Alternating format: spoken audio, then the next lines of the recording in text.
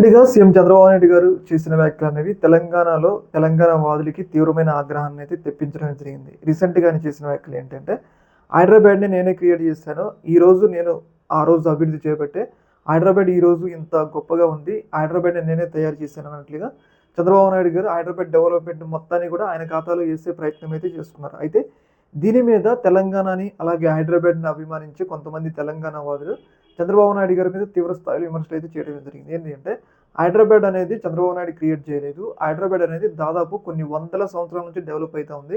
ఏదైతే గోల్కొండ కోట నుంచి చూసుకుంటే చార్మినార్ నుంచి అలాగే ఉస్మానియా హాస్పిటల్, ఉస్మానియాకి సంబంధించిన యూనివర్సిటీ, గడ్డిపేట చెరువు ఇవన్నీ కూడా హైదరాబాద్ డెవలప్‌మెంట్ అనేది నిజాంలు అలాగే ఆసఫ్ జాహీలు వీళ్ళందరూ హైదరాబాద్ డెవలప్‌మెంట్ చేయడం జరిగింది. ఏదో హైదరాబాద్‌లో 2 ఐటీ కంపెనీలు తెచ్చినందుకు హైదరాబాద్ మొత్తం తన ఖాతాలో ఏసుకోవడం చంద్రబాబు నాయుడు సెల్ఫ్ డబ్బా అని చెప్పేసి తెలంగాణకు సంబంధించిన కొంతమంది ఎవరైతే చంద్రబాబు నాయుడు గారికి వ్యతిరేకంగా ఉన్న వర్గం ఉంది కదా! వాళ్ళు ఆరోపిస్తున్నారనమాట. ఏంటి అంటే హైదరాబాద్‌లో ఎప్పుడో 1908లోనే హైదరాబాద్‌లో అండర్ గ్రౌండ్ వ్యవస్థ ఉంది. హైదరాబాద్ ఎప్పుడో హైదరాబాద్‌లోనే ఎప్పుడో కరెంట్ ఉత్పత్తి చేశారు. చంద్రబాబు నాయుడు గారు పుట్టకన్నా ముందు హైదరాబాద్‌లో కరెంట్ ఉత్పత్తి చేశారు.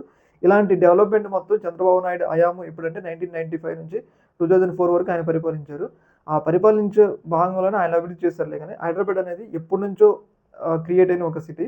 ఆయన ఈ యొక్క క్రెడిట్ మొత్తం ఆయన అకౌంట్‌లో యేసుకునే ప్రయత్నం చేస్తున్నారని చెప్పేసి తెలంగాణకు సంబంధించిన కొంతమంది తెలంగాణ వాళ్ళైతే చంద్రబాబు నాయుడు గారి మీద విమర్శలైతే చేస్తున్నారు. ముఖ్యంగా ప్రొఫెసర్ నాగేశ్వర్ లాంటి వాళ్ళు వీళ్ళందరూ కూడా.